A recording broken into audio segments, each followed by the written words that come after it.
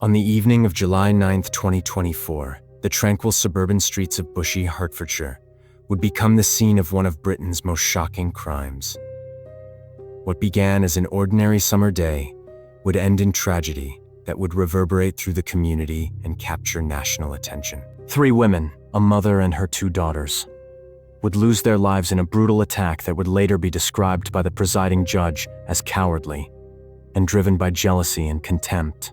This is the story of Carol Hunt, Hannah Hunt, and Louise Hunt, and the man who destroyed their family in a calculated act of violence that shocked a nation. John Hunt had built a distinguished career as a BBC racing commentator, his voice becoming familiar to millions of horse racing enthusiasts across Britain. For decades, he had called races with passion and expertise, earning respect within the industry and building a comfortable life for his family in Hertfordshire. Behind the public persona was a devoted husband and father who treasured his quiet moments away from the microphone. Carol Hunt, 61, was the cornerstone of the family, a woman described by those who knew her as warm and caring. She had dedicated herself to creating a loving home environment. She was not just John's wife, but the anchor around which their family life revolved. Carol's nurturing nature extended beyond her immediate family, and she was known in their bushey community as someone who always had time for others. Hannah Hunt, 28, had found her calling in the beauty industry. As a beautician, she possessed the combination of artistic flair and personal warmth that made her popular with clients. Hannah was known for her vivacious personality and her dedication to making others feel confident and beautiful. She had built a growing business and was establishing herself as a respected professional in her field. Louise Hunt, 25, shared her family's love for animals, channeling this passion into her work as a dog groomer. Her gentle nature and expertise made her sought after by pet owners throughout the area. Louise had a special gift for connecting with animals, understanding their needs and temperaments in ways that impressed even experienced veterinarians and animal behaviorists. The family was completed by Amy Hunt, John and Carol's other daughter, who would survive the tragedy that was about to unfold. The Hunts lived on Ashland Close, a quiet residential street that epitomized suburban tranquility, where neighbors knew each other and children played safely in tree-lined gardens. Louise's personal life had recently become complicated by her relationship with Kyle Marcus Clifford, born April 5, 1998. At 26, Clifford was a former soldier who had struggled to find his place in civilian life. Unemployed and living in Enfield, North London, Clifford had become increasingly possessive and controlling during his relationship with Louise. Those close to Louise began to notice troubling changes in the relationship dynamic. Friends would later describe how Clifford's behavior had become more erratic and demanding over time. What had initially appeared to be romantic attention gradually revealed itself as something far more sinister, a pattern of control and manipulation that would ultimately escalate into obsession. The relationship had ended, but for Clifford, Louise's decision to move on represented an unbearable rejection. In his mind, shaped by what prosecutors would later describe as jealousy soaked in self-pity and a fundamental contempt for women, Louise's independence was a personal affront that demanded retribution. Tuesday, July 9th, 2024, began like any other for the Hunt family. John was preparing for his broadcasting duties, while Carol tended to household matters. Hannah and Louise went about their respective professional commitments, unaware that this would be their final day. The summer weather was pleasant, and there was nothing to suggest that their peaceful world was about to be shattered. In Enfield, Kyle Clifford was making his own preparations. These were not the preparations of a man going about normal daily business, but the calculated planning of someone who had decided to commit an act of unprecedented violence. Clifford armed himself with both a crossbow and a knife, weapons chosen for their capacity to inflict maximum harm. The timeline of events that followed has been reconstructed through police investigation, forensic evidence, and survivor testimony. Clifford arrived at the Hunt family home on Ashland, close armed with his weapons and driven by a rage that had been building since his relationship with Louise ended. Carol Hunt was the first to encounter Clifford, The nature of his arrival and initial interaction remains part of the evidence that emerged during the subsequent legal proceedings. What is clear is that Carol quickly realized the danger her family faced. In what would be her final moments, she attempted to alert others to the threat that had invaded their home. The attack on Carol was both brutal and deliberate. Clifford stabbed her multiple times in the chest and abdomen with a knife. The wounds were severe and ultimately fatal. But Carol's courage in those final moments may have provided precious warning to her daughters. Louise faced not only murder but additional horrors that spoke to Clifford's complete disregard for human dignity. Before killing her, Clifford subjected Louise to false imprisonment and rape, crimes that would later result in additional convictions. The psychological terror she endured in her final moments represents perhaps the most disturbing aspect of Clifford's calculated cruelty. When Clifford finally moved to kill Louise, he used the crossbow he had brought specifically for this purpose. The crossbow bolt struck her in the back, inflicting a fatal wound. The choice of weapon was significant. Crossbows are unusual instruments of violence, requiring deliberate acquisition and preparation. This was not a crime of sudden passion, but a premeditated act of revenge. Hannah arrived at the family home to find a scene of unimaginable horror. She had been unable to reach her mother by phone and had come to check on the family. Her arrival placed her directly in the path of Clifford's continuing rampage. Upon entering the house, Hannah called out to her mother, asking why she hadn't answered the phone. The normalcy of this question, a daughter concerned about her mother's well-being, stands in stark contrast to the violence that had already occurred within those walls. When Hannah encountered Clifford, her reaction was one of immediate recognition of the danger. Witnesses would later testify that she began shouting at him, perhaps in an attempt to distract him from any further violence, or possibly in shock at discovering what he had done to her family. Hannah's life ended when Clifford shot her with the crossbow. Like her sister, she died from injuries inflicted by the medieval weapon that Clifford had chosen as his instrument of murder. The crossbow bolt caused fatal injuries, adding Hannah to the growing toll of his rampage. The crime was discovered when John Hunt returned home to find the bodies of his wife and daughters. The shock of this discovery is difficult to comprehend. A man returning from a normal day's work to find his entire family had been murdered. John's emergency call to police launched one of the largest manhunts in recent British criminal history. First responders arriving at Ashland Close encountered a scene that would haunt experienced officers. 3 women had been killed in their own home, their lives taken by someone who had specifically targeted the Hunt family. The presence of crossbow bolts at the scene immediately indicated that this was not a typical domestic violence incident, but something far more calculated and disturbing. Emergency services worked desperately to save any life that might remain, but the injuries inflicted by Clifford were too severe. One victim was reportedly found still alive when police arrived, but succumbed to their injuries despite medical intervention. The precise details of these final moments remain part of the sensitive evidence that emerged during the legal proceedings. As news of the triple murder spread, Hertfordshire Constabulary launched an intensive manhunt for Kyle Clifford. The scale of the response reflected both the severity of the crimes and the ongoing danger posed by an armed suspect who had demonstrated a willingness to kill multiple victims. Police issued urgent warnings to the public about Clifford's dangerous nature. His military background raised additional concerns about his capabilities and the threat he might pose to law enforcement or civilians who encountered him. The manhunt expanded beyond Hertfordshire to include metropolitan police resources, reflecting the possibility that Clifford might flee to London or other areas. Clifford's photograph was circulated widely through media channels and police networks. The public was warned not to approach him if spotted, given his demonstrated willingness to use lethal force and the fact that he might still be armed. Search teams combed through areas where Clifford was known to have connections, including his Enfield neighborhood and any other locations where he might seek refuge. The investigation also focused on understanding his movements in the days leading up to the murders, seeking to piece together how he had planned and prepared for the attack.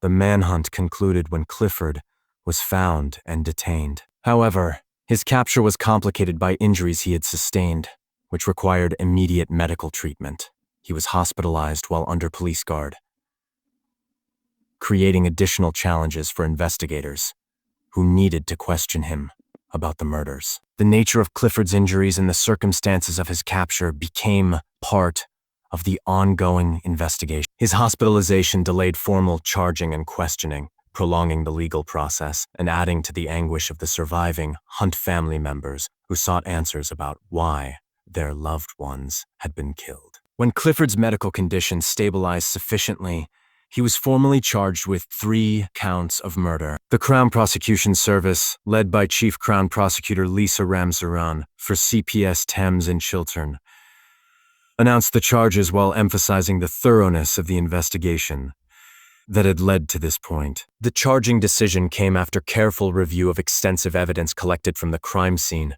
witness testimony, and forensic analysis. The severity of the charges reflected not only the 3 murders, but also the additional crimes committed against Louise Hunt. As the investigation continued, additional charges were filed against Clifford. These included rape and false imprisonment relating to his treatment of Louise Hunt, as well as weapons possession charges.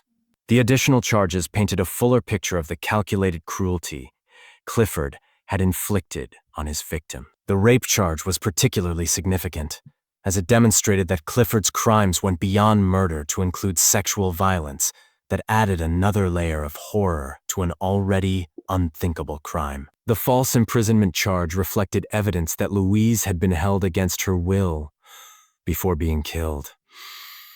22/2/25, Kyle Clifford appeared at Cambridge Crown Court and entered guilty pleas to multiple charges.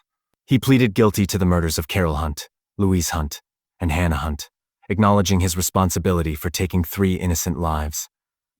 He also pleaded guilty to charges of false imprisonment and possession of offensive weapons.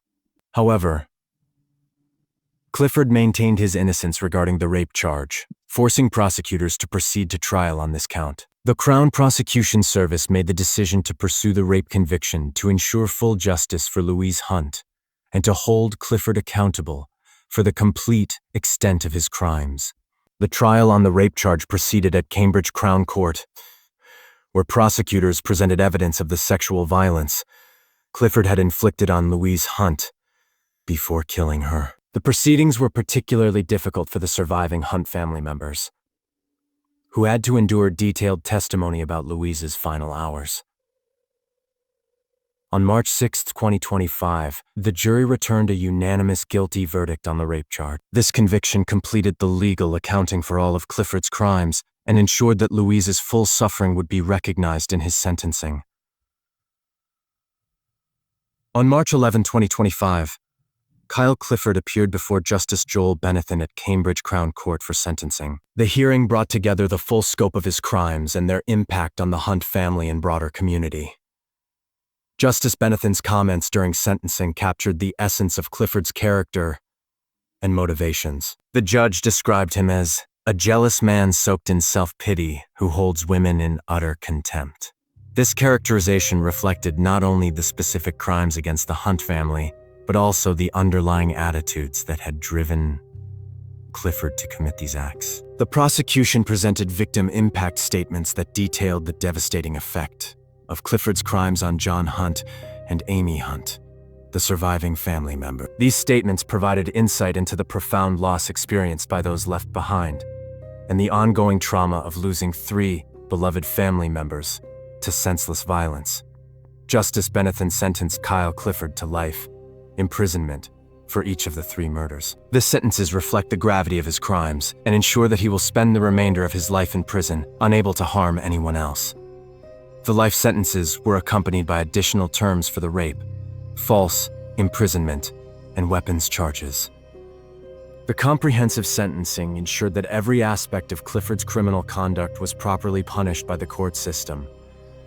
In delivering the sentence, Justice Benethan emphasized the brutal and cowardly nature of Clifford's crimes. The characterization as cowardly was particularly significant, highlighting how Clifford had targeted defenseless women in their own home.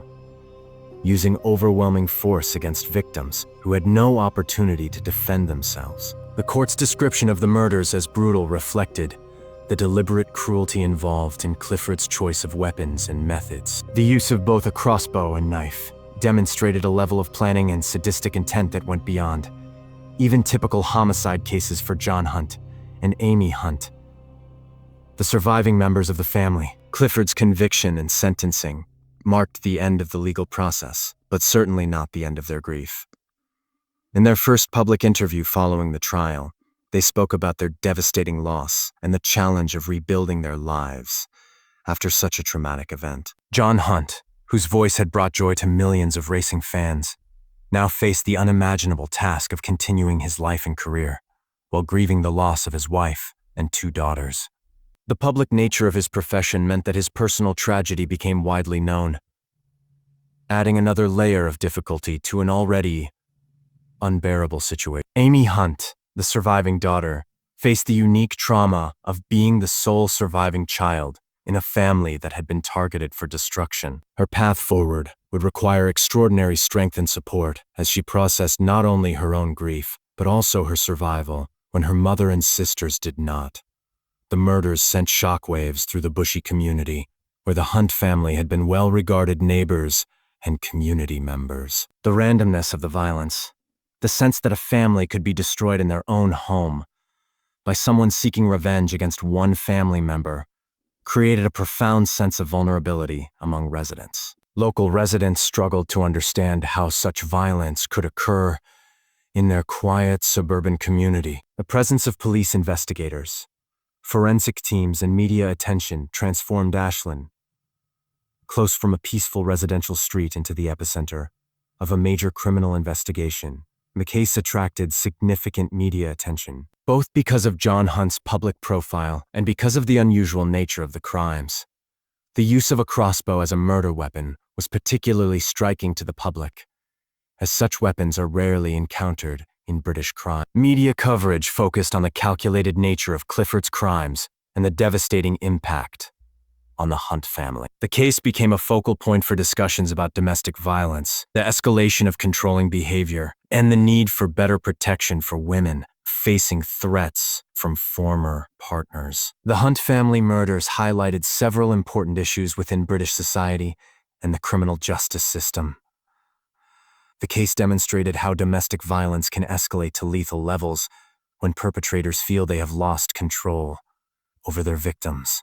Clifford's military background raised questions about how former service members are supported as they transition to civilian life, and whether adequate mental health resources are available to identify and treat individuals who might pose a danger to others. The unusual weapon choice also prompted discussions about the regulation of crossbows and other weapons that can be legally purchased but have the potential to cause significant harm when misused. Kyle Marcus Clifford's path to becoming a triple murderer began long before July 9, 2024. Born on April 5, 1998, Clifford grew up to serve in the military before struggling to find his place in civilian society. His unemployment and social isolation may have contributed to the resentment and anger that ultimately erupted in violence. Clifford's military service provided him with training and skills that he would later pervert into instruments of violence. However, it would be wrong to suggest that military service inevitably leads to criminal behavior. Millions of veterans successfully transition to civilian life without harming others. Prosecutors and court observers noted that Clifford's crimes were fundamentally about control and possession. His inability to accept Louise's decision to end their relationship reflected a worldview in which women were not entitled to make independent choices about their own lives. The additional crime of rape reinforced this interpretation, as sexual violence is fundamentally about power and control rather than desire. Clifford's treatment of Louise represented his attempt to assert complete dominance over someone who had dared to reject him. In retrospect, there may have been warning signs in Clifford's behavior that could have predicted his capacity for extreme violence. However, it is important to avoid the trap of assuming that such signs are always clear, or that intervention would necessarily have prevented the tragedy. The challenge for society is developing better systems for identifying individuals who pose a serious threat to their former partners and providing effective intervention before violence occurs. This requires coordination between mental health services, law enforcement, and community support systems. Carol Hunt, 61, lived a life dedicated to her family and community. Her death represents the loss of decades of wisdom, love, and nurturing that she provided to those around her. Carol's legacy lives on in the memories of those who knew her and in the values she instilled in her daughters. Carol's final act, attempting to warn others of the danger, exemplified the selfless nature that defined her life. Even facing mortal peril, her thoughts were for her family's safety rather than her own. Hannah Hunt, 28, had built a career helping others feel beautiful and confident. Her work as a beautician was more than just a profession. It was a calling that allowed her to make positive differences in people's lives every day.